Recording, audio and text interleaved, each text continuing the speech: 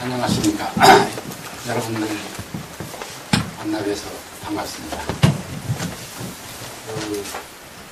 오늘 제가 제40시기 개구리의 명상을 가지고 얘기를 하게 되어 있는데, 사실 조병화 선생, 아까 홍명희 교수가 말씀하셨듯이 조병화 선생님의 시 세계는 평생 동안 이렇게 일관된 어떤 그런 흐름이었다는 생각을 합니다. 그래서 저는 제가 조병화 선생님으로부터 직접 공부를 하고 배웠고, 그런 인연과 관련해서 몇 가지 말씀을 드리겠습니다. 제가 조병화 선생님을 처음 뵌 것이 1960년입니다. 그러니까 제가 대학 신입생이 돼가지고 그때 처음 들어와서 교수실로 찾아갔겠죠. 그때 이미 저는 고등학교에 다닐 무렵부터 조병화 선생님께 그 편지를 몇 번 띄운 적이 있었고, 제가 그 가정 형편상 서울에 진학을 할 수 없는 그런 형편이었는데, 조병화 선생님께서 경희대로 무조건 지원을 하라. 그러면 등록금이나 이런 일체를 면제받을 수 있게 해주겠다. 그렇게 해서 들어왔습니다. 그때만 해도 교수실이라는 게 따로 없어가지고 이렇게 물리대 교수실에 여러 그 교수들이 함께 쓰고 계셨는데, 조병화 선생님 첫인상이 저한테 이렇게 기억이 되는 것은 대단히 멋쟁이였다는 그런 느낌이었습니다. 교수실 물리대 교수실 소파에 앉아 계시던 선생을 찾아가 인사를 드렸는데, 그 베레모에 파이프 담배를 물고 계셨던 것 같습니다. 그때 선생은 그 40대의 중년이었습니다. 마치 아버지나 그 이상의 세대처럼 그 어떤 권위와 무게감으로 저에게 다가왔습니다. 당시 1960년대 당시 조병화 선생님은 상당한 인기 시인으로서 알려져 있었습니다. 그리고 사랑이 가기 전에라는 시집이 베스트셀러가 되기도 했고, 또 영동이나 광화문 맥주집을 줄을 달았던 그런 멋쟁이 시인으로서 알려져 있었습니다. 학창 시절 그 럭비 선수를 했을 만큼 그 타고난 건강을 지닌데다가 인기 시인, 대학의 교수, 멋쟁이 중년, 해외여행이 참으로 어려웠던 시절 그 서가와라는 대만 기행시집을 펴냈던 그런 시인, 또 의사인 아내를 둔 다복한 가정의 남편, 이런 수식이 그대로 잘 어울리는 중후하고도 기품이 넘치는 선생님이었습니다. 선생이야말로 정말 시인답게, 사람답게 사시는 분이라는 그런 생각이 들었습니다.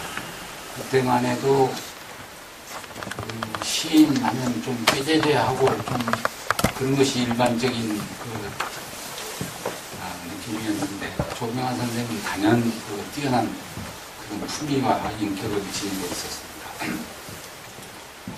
그런데 그 선생님을 만나 뵙고 나서 고등학교 시절에 제가 읽었던 그 인간 고도, 또 사랑이 가기 전에 해서 발견됐던 그 시에서의 어떤 외로움이나 슬픔,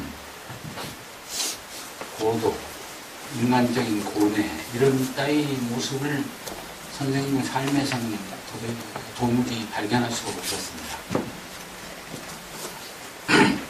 시에서는 이별과 외로움, 그리고 괴로움을 토로하는데,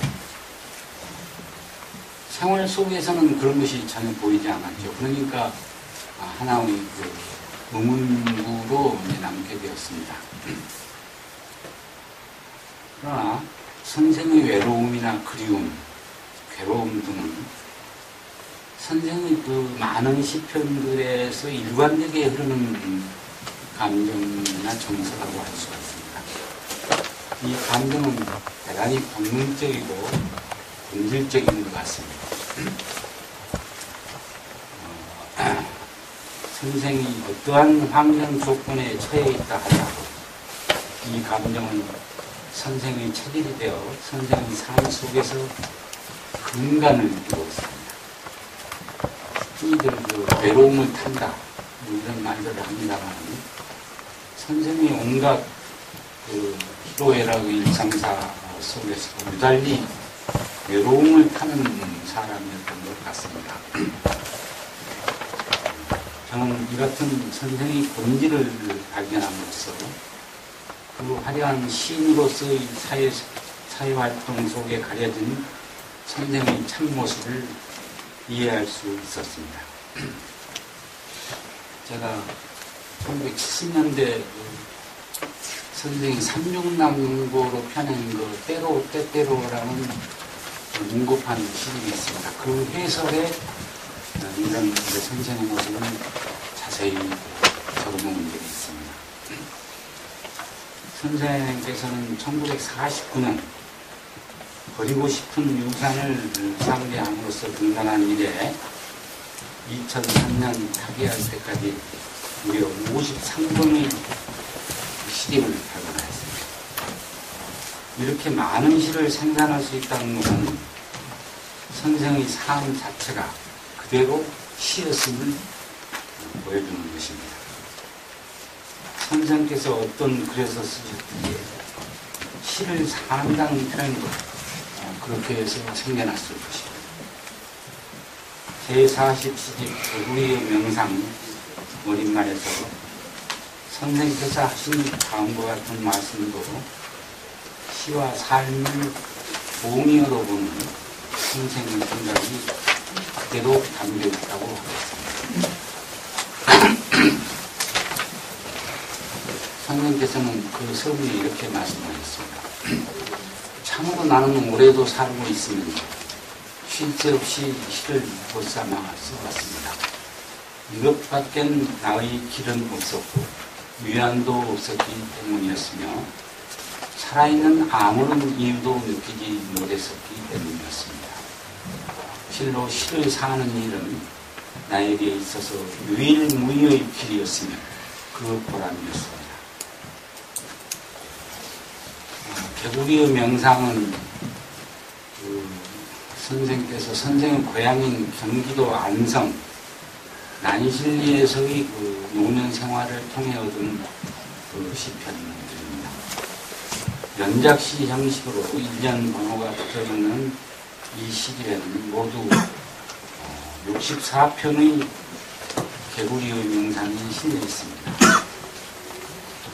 서울 이곳 해화동에 살면서도 틈만 나면 고향집으로 달려와 생활했던 선생은 그 고향집 사랑방 이름도 청화헌이라고 지었습니다. 주위에 논밭이 많았으므로 해마다 6월이면 개구리가 따갑도록 울었기 때문에 그런 이름을 붙였을 것입니다. 참 이물에 불과한 개구리가 명상을 한다. 사람이 아닌 개구리가 명상을 한다는 것은 개구리의 의인화라고 규정해버리면 그만이지만 여기서의 개구리는 어딘가 신비롭고 두껍고 깊은 화자 자신의 자아화라고 말하는 게 올 것 같습니다. 즉, 이 시집에서의 개구리는 곧 선생 자신인 것입니다. 선생이 살며 생각하고 느끼는 일상의 일들이 개구리의 울음을 통해 구체화되었다고 할 수 있습니다. 앞에서도 말씀드렸듯이 선생의 시는 곧 삶이었으며 그 삶의 희로애락이 모두 언어로 빚어 시가 되었습니다. 시가 곧 살아가는 힘이었으며 보이지 않는 꿈이었습니다. 변하지 않는 사랑이라고 밝히신 것처럼 시는 곧 선생에게 있어 삶의 동력이자 이상이었습니다.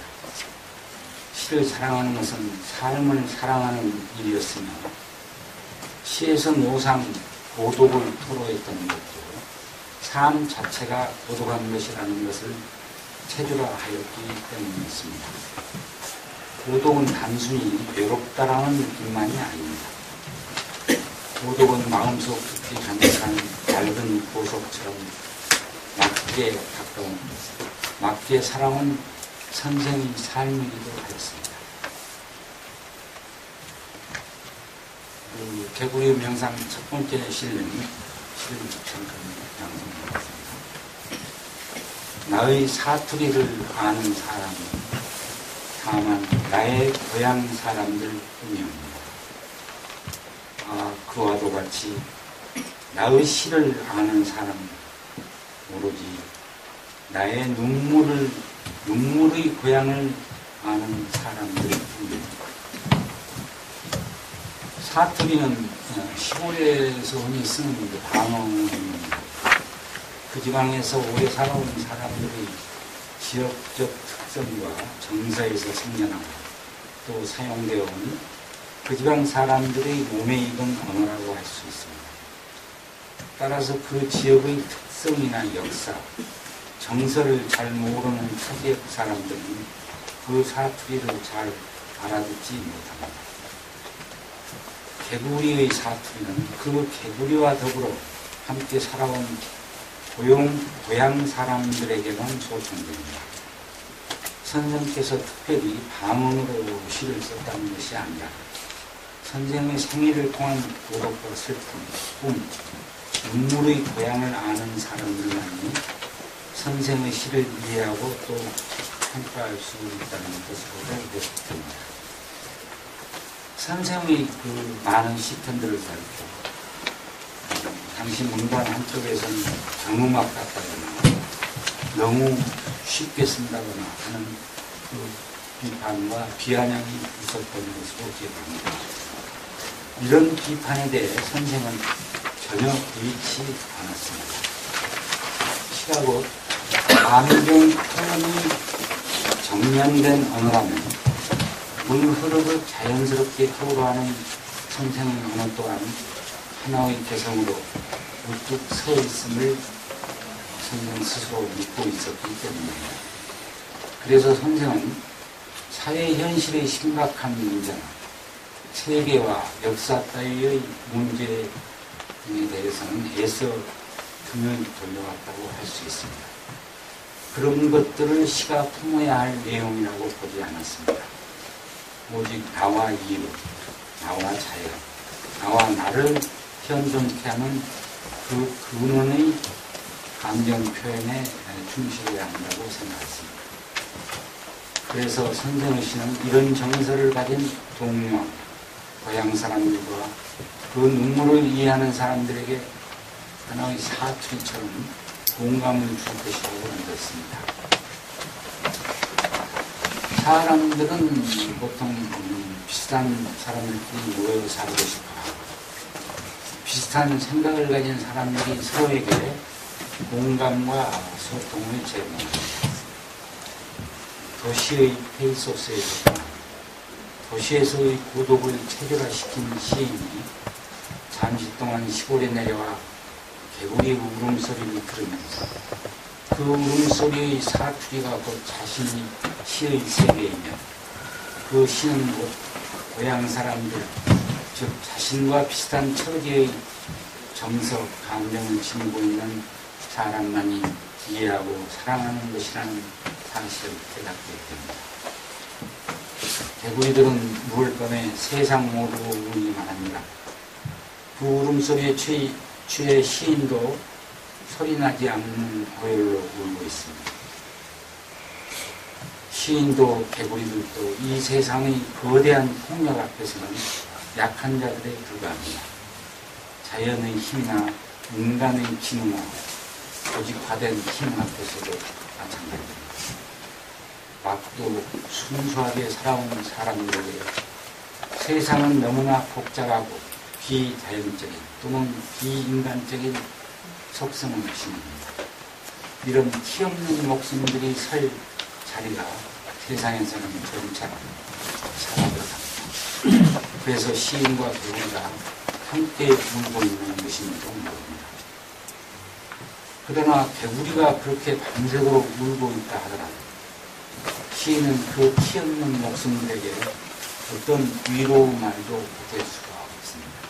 그저 아무만 개구리 명상 3에서는 매 연마다 난들 어떻게 하라고를 되풀이하면서 이 세상의 폭력에 속수무책인 시인의 무력한 안타까운 눈이 짙게 묻어납니다. 그 울음소리는 순진한 울음소리이며 하늘의 목소리 또는 부처님이 주신 목소리를 다하여 묻어대고 있을 뿐입니다. 그 목소리를 듣고 있는 화자 역시 텅 비어가면서 울고 있습니다. 개구리의 명상 6에서부터 시인은 대상인 개구리의 울음을 듣는 것이 아니라 사람인 나의 울음과 성찰로 전개되어 나갑니다. 서울 해화동의 아스팔트 거리에서부터 안성 고향에 묻혀있는 어머니의 모습, 현재 주변의 풍광을 오가며 일상의 삶과 생의 의미를 돌아보며 깨닫게 되는 생각과 느낌을 당당하게 노래했습니다. 특히 이 시집에서 선생은 도처에서 어머님을 떠올리거나 부름으로써 어머니에 대한 그리움과 심한 사랑을 강조하고 있습니다. 어머니는 모든 인간이 들어가듯이 나를 잊게 하는 그녀이다. 나의 평생 동안 나를 보호하는 안식처이기도 합니다. 어머니의 심부름으로 이 세상에 나왔다가 어머니 심부름 마치고 돌아간다는 것이 선생의 일관된 생각이었습니다. 어머니는 생전에 그렇게 가난하게 고생하시며 일그러져가는 작은 집에 사셨습니다. 그러나 돌아가신 뒤에는 온 세계, 이산, 저산, 절이 있는 산마다 계시는 큰 집에서 살고 있는 존재이기도 합니다. 그 어머니는 선생에게 있어 절대자이자 어머니 생전에도 사후에도 선생을 꾸준히 감싸주었던 힘속과도 같았습니다. 어머님이 내 마음 좁은 안방으로 들어오시면 돌연 내 마음 좁은 안방을 훤하게 넓어진다. 훤하게 넓어지면서 나는 그 훤하게 넓어진 방 안에서 70이 넘은 철없는 아이가 됩니다. 아, 어머니는 나의 평화, 나의 자유, 눈물 많은 나의 행복, 훤히 넓어지는 충만한 공간, 언제나 그곳에 감기 계신 나는 순수무구한 아이가 된다. 해갑을 넘어도 고희를 넘어 세월을 넘어 외로운 이 좁은 내 마음, 어머니 내 마음 좁은 안방으로 들어오시는 돌연 내 이 좁은 마음의 안방을 환하게 한없이 물러갑니다. 어머니를 떠올릴 때마다 어머니는 좁은 내 마음의 안방을 훤하게 넓히는 분입니다. 70을 넘어 늙어가는 나를 어머니가 넓혀주었던 방에서는 철없는 아이가 되었습니다. 어머니의 그 넓은 마음과 큰 사랑, 세상의 곳곳에서 나타나는 그 은혜가 좁은 내 마음과 눈물 많은 나의 행복을 도닥거리며 닦아주었기 때문입니다. 눈물과 고독과 세상사에 찌든 도시의 편협함이 가득해지는 어머니를 떠올릴 때마다 한없이 넓어지는 순수무구한 철없는 아이가 된다는 노년의 마음이 그대로 구현된 작품이라고 할 수 있습니다. 나이가 들어갈수록 늙어갈수록 더욱 선명해지는 어머니의 사랑을 읽을 수 있겠습니다. 그 어머니는 이제 종교와도 같은 여느 종교의 교리나 주장과는 다른 하나의 실제로서 선생에게 가득할 뿐입니다. 포근한 대지, 구원의 여인상인 어머니가 노년의 선생에게 더욱 절실하게 다가옵니다. 시집 개구리의 명상에는 또한 고독과 죽음의 이미지가 자주 발견됩니다.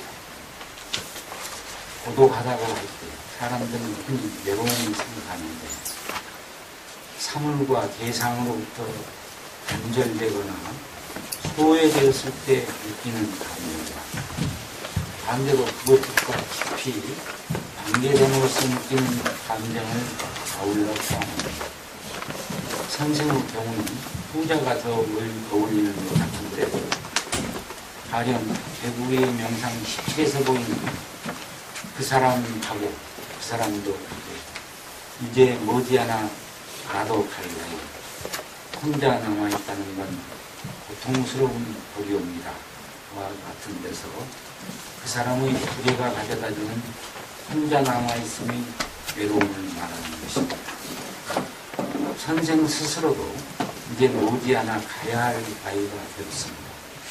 혼자 남아있다는 것은 분명 흉벌과도 같았을 것입니다. 그러나 선생에게 있어 고독은 이렇게 노년이 혼자 남은 외로움만을 뜻하지는 않았습니다. 고독은 선생의 젊은 시절부터의 작품에서 끊임없이 제기되어 온 주제인데 외로움은 선생의 책임이나 본질이 아닌가 생각합니다. 사랑을 하면서 이별을 하면서도 선생은 외로웠습니다. 다른 나라를 여행하거나 화동 모타리를 거리는 것에 선생은 외롭다고 말합니다. 우리가 사람과 사람 사이에서 그 사람에게 더욱 깊숙이 다가가면서도 외로움을 느끼는 경우와 비슷합니다.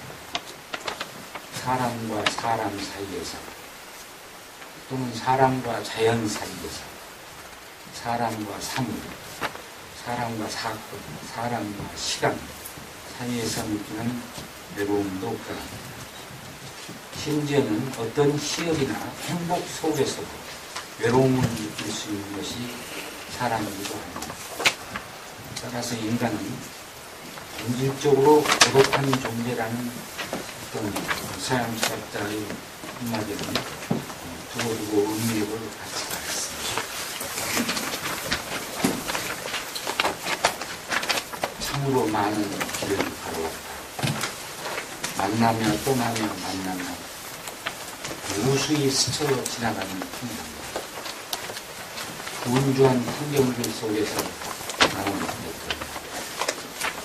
사람 만나는 즐겁고 세상은 사람이 사는 곳인데 내 마음은 까닭없이 애통한다. 노년에 이르러 스스로 돌아보는 생은 많은 길을 걸어온 것과 같습니다. 많은 사람들을 만나고 헤어지는 많은 시간과 공간을 거쳐 여기까지 왔습니다. 그러나 그 속에서 시인은 언제나 외톨이였습니다. 사람을 만나고 즐겁고 아름다운 세상에서 시인의 마음은 까닭없이 외톨이였다.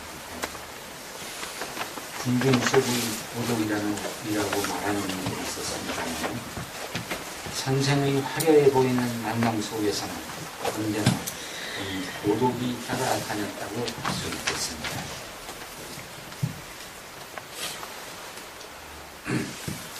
아직 시가 지나가지 않은 하얀 공고용지를 보고 있는 한 문득 아무도 걷지 않는 해안산 하얀 모래사장이 머리에 붙여집니다.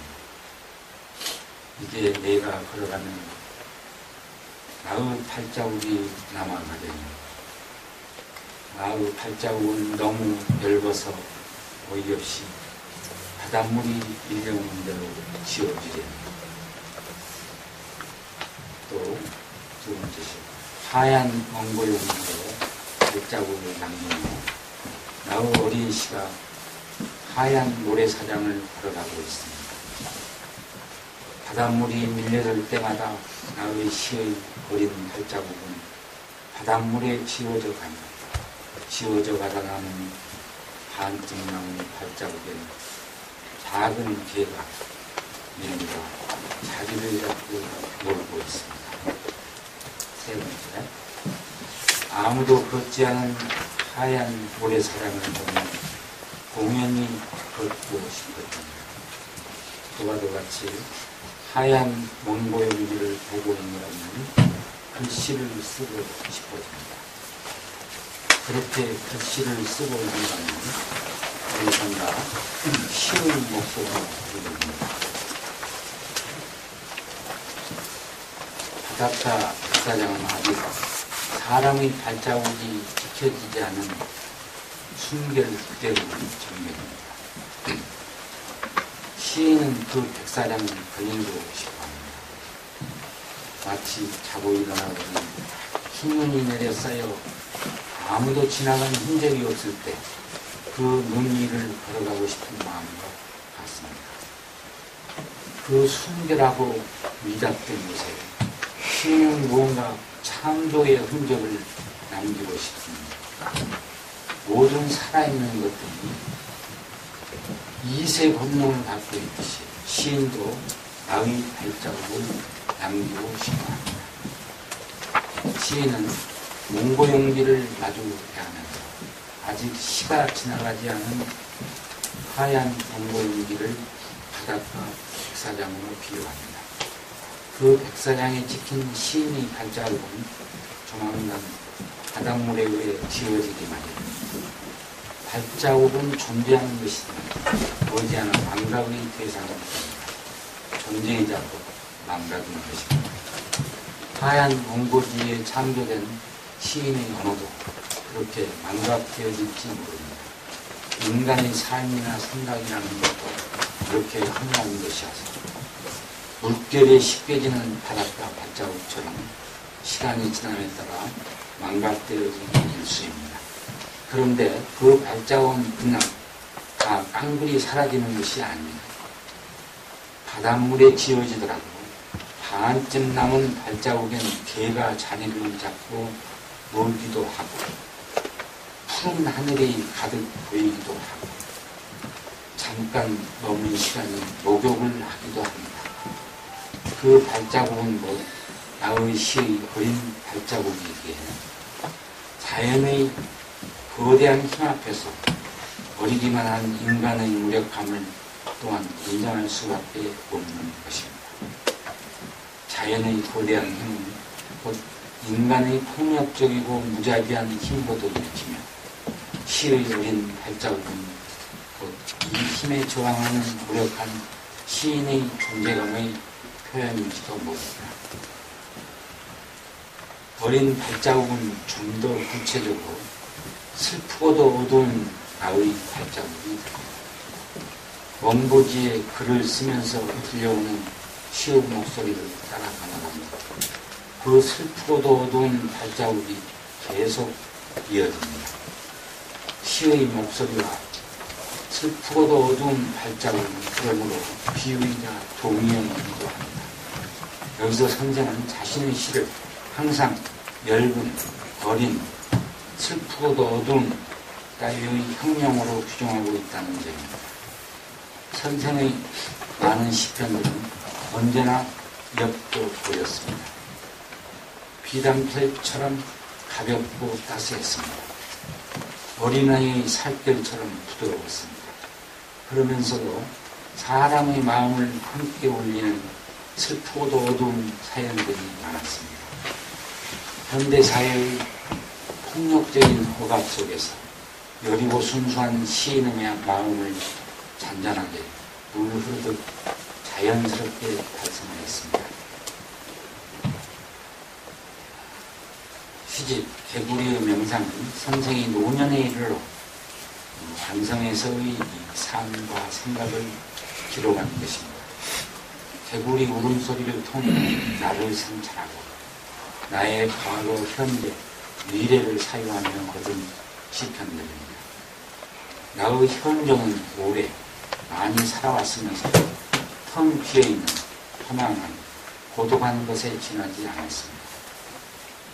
하늘 아래 약한 것에 지나지 않았습니다. 하늘 아래 약한 인간이 뿐이었습니다. 지상의 모든 살아있는 것들도 하늘 아래 약하기는 사람과 마찬가지입니다.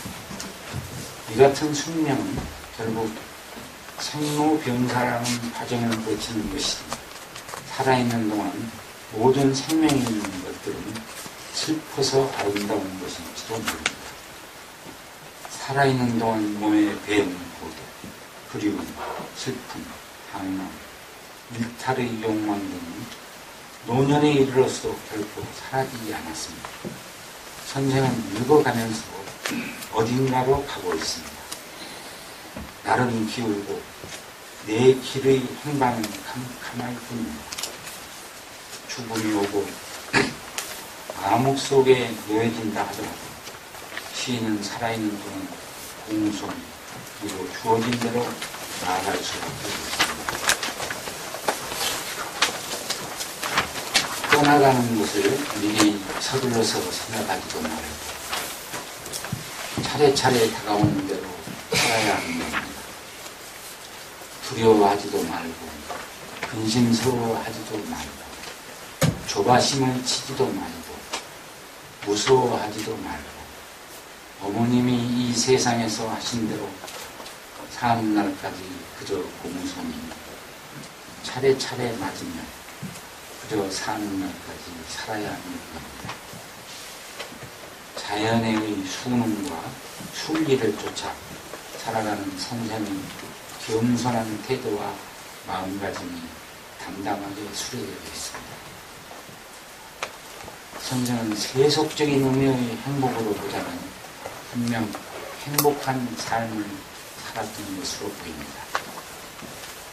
문인으로서의 그 최고령이라고 하는 문인협회 이사장, 예술원 회장, 시민협회 회장, 대학 교수, 많은 독자를 이루었던 인기시, 서정미 넘치는 유화로 적지 않은 애호가들의 관심을 끌었던 그림들이 많은 굵직굵직한 문학상을 받았으며 술과 라이프를 즐겼던 멋쟁이.